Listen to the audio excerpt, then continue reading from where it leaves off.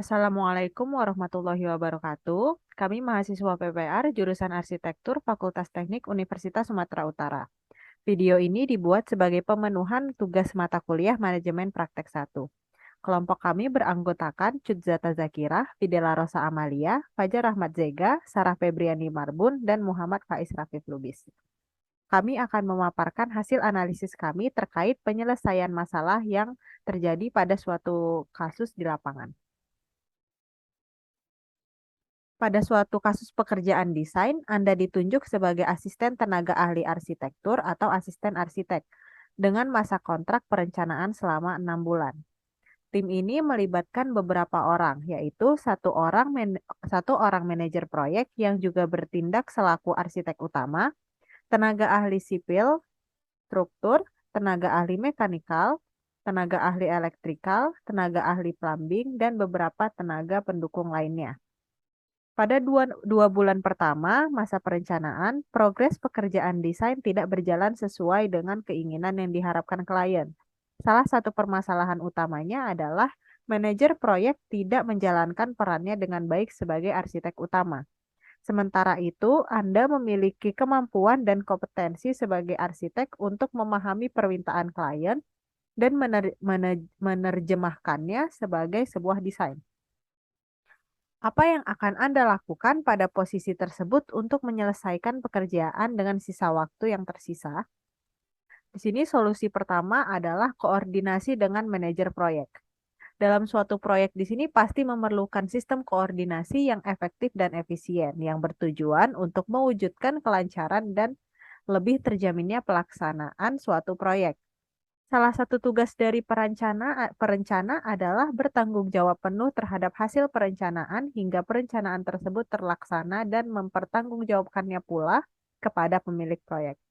Dalam studi kasus terkait, sebagai tim perencana, kita harus berkoordinasi dengan arsitek utama yaitu manajer proyek terkait langkah-langkah yang akan kita ambil dan merencanakan setiap perubahan dari rencana awal dengan memaksimalkan waktu yang tersisa. Selanjutnya, kita masuk pada analisis permasalahan. Nah, kita juga harus mencari tahu apa yang menjadi potensi permasalahan yang menyebabkan keterlambatan dalam suatu progres. Jadi, pada suatu proyek konstruksi bangunan gedung ini, kita perlu tahu bahwa ada tahapan-tahapan pekerjaan yang dalam pelaksanaannya itu harus diatur. Hal ini dimaksudkan agar penyelesaian proyek ini dapat mencapai tujuannya secara efektif dan efisien. Nah, terdapat beberapa tahap dalam proyek konstruksi itu. Yang pertama itu ada tahap perencanaan, kedua ada tahap pekerjaan konstruksi gedung, ketiga tahap pelaksanaan pembangunan, dan terakhir itu ada tahap pemeliharaan. Jadi pada kali ini itu kita akan lebih membahas tentang tahap perencanaan saja. Nah, pada tahap perencanaan ini ada beberapa hal yang harus kita lakukan. Yang pertama yaitu membuat rumusan perencanaan, misalnya dalam kasus rumah tinggal nih. Itu kan kita bisa tengok nanti kita mau buat itu kayak mana, konstruksinya gimana. Jadi pada tahap ini itu kita sudah merencanakan hal tersebut. Selanjutnya itu kita masuk pada tahap mendesain. Nah, tahap ini itu dilakukan proses mendesain seperti apa nanti bangunannya, misalnya dalam bentuk coretan sketsa, itu bisa denah atau 3D, kemudian diputuskan seperti apa desain yang akan kita buat. Selanjutnya dari hasil desain tadi, itu kita akan tuangkan ke dalam suatu gambar kerja yang meliputi DTP, detail maupun juga gambar rencana. Kemudian setelah gambar kerja lengkap itu kita akan menghitung RAB dan sudah menghitung RAB itu kita perlu membuat jadwal pelaksanaan. Nah, ini dibuat agar ketika mengerjakan pekerjaan konstruksi, kita itu ada acuannya. Kira-kira sampai berapa lama sih kita harus menyelesaikannya? Atau enggak kayak kalau ada keterlambatan itu kita bisa tahu gitu. Jadi kita bisa melakukan evaluasi terhadap progres yang kita lakukan. Nah, dalam kasus ini yang kita lakukan sebagai arsitek pada proyek ini adalah salah satunya dengan menganalisa masalah yang terjadi. Nah, dari kasus yang ada disebutkan bahwa salah satu masalah utamanya adalah bahwa si manajer proyek ini tidak melaksanakan perannya sebagai arsitek utama. Manajer proyek adalah orang yang bertanggung jawab terhadap perencanaan, pelaksanaan, dan penutupan proyek. Di studi kasus disebutkan bahwa pada 2 bulan masa perencanaan prosesnya tidak berjalan sesuai dengan semestinya. Bisa jadi kendalanya itu terdapat pada rumusan perencanaan maupun tahap desain. Nah, kita bisa mengetahui puncak masalah dari jadwal perencanaan yang sudah dibuat sebelumnya juga sih. Jadi setelah kita mengetahui apa yang menjadi permasalahan itu, kita kemudian bisa menentukan tindakan apa yang bisa kita lakukan sesuai dengan peran kita sebagai arsitek gitu.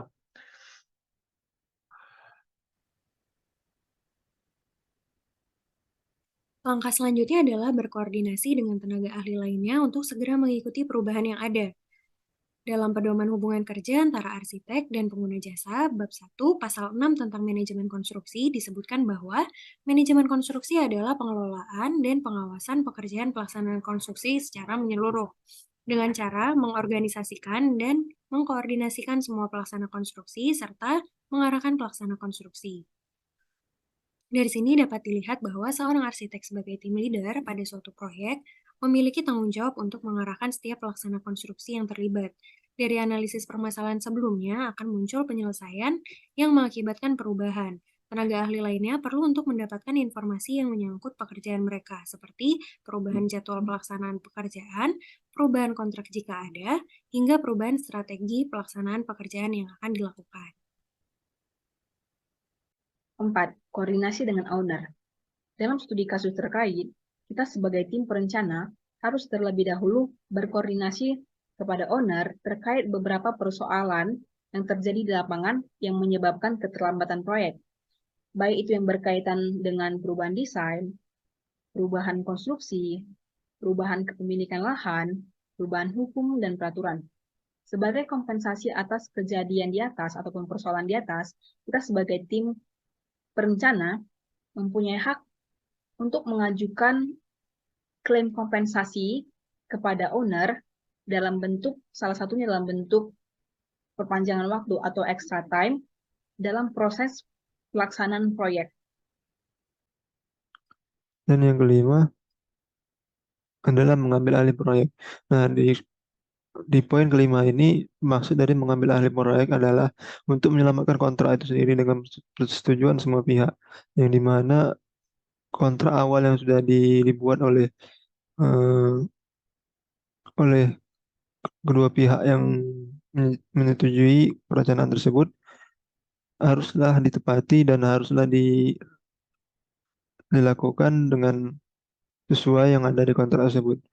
Namun karena terjadi masalah tersebut, maka hmm, pengalihan posisi tersebut harus dicapai dan harus diterima oleh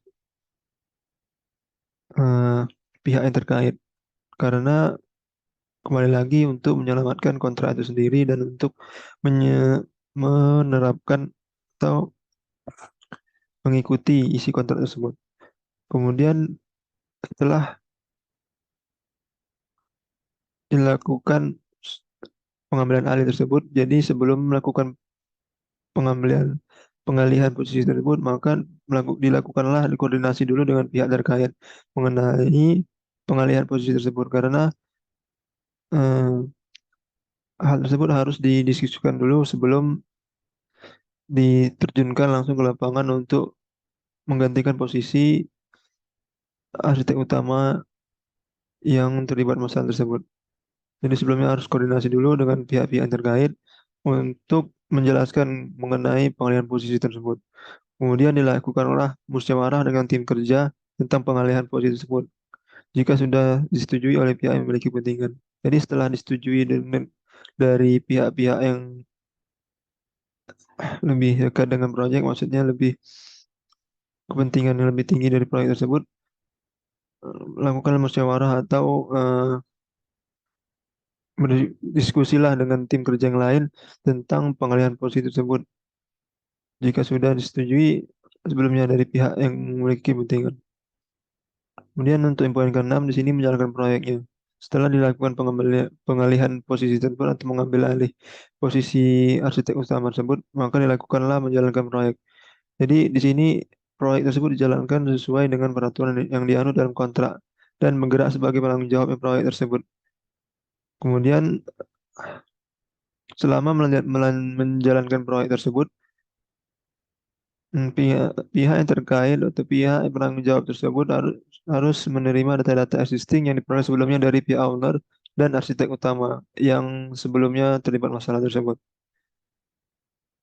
Kemudian untuk di poin ke-7 di sini menyelesaikan proyeknya. Jadi di sini tahap akhirnya yaitu dengan menyelesaikan proyeknya sesuai dengan jadwal perencanaan yang sudah disetujui sebelumnya di kontrak kerja. Yang dimana dengan kontrak 6 bulan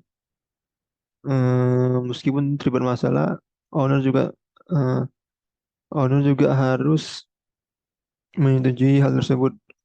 Karena owner sudah menyetujuinya, maka pihak-pihak yang terlibat dalam perencanaan tersebut harus mengikuti kontrak kerja tersebut untuk menyelamatkan hak kontrak tersebut untuk menyelesaikan secepatnya pembangunan atau perencanaan bangunan tersebut. Sebelum mengakhiri presentasi ini, berikut kami simpulkan beberapa hal. Yang pertama, dalam menghadapi masalah seperti pada studi kasus, perlu ada kesadaran untuk mengkomunikasikan keadaan yang dirasakan merugikan proyek dan menyampaikan setiap perubahan pada pihak-pihak yang terkait dengan pekerjaan. Kemudian, selain itu, terdapat beberapa langkah yang perlu diperhatikan untuk menghindari munculnya masalah tersebut di atas, yaitu bekerjalah selalu dengan berpedoman pada kontrak dan standar operasional proyek yang ada, kemudian melakukan antisipasi atas hal-hal yang berpotensi dan dapat memicu terjadinya gangguan, segera melaporkan ke atasan jika ada kemungkinan akan terjadinya gangguan, dan susunlah alternatif penyelesaian yang paling mungkin dapat dilakukan dengan penggunaan sumber daya yang paling minimal. Sekian presentasi dari kami, kurang dan lebihnya mohon dimaafkan. Terima kasih. Assalamualaikum warahmatullahi wabarakatuh.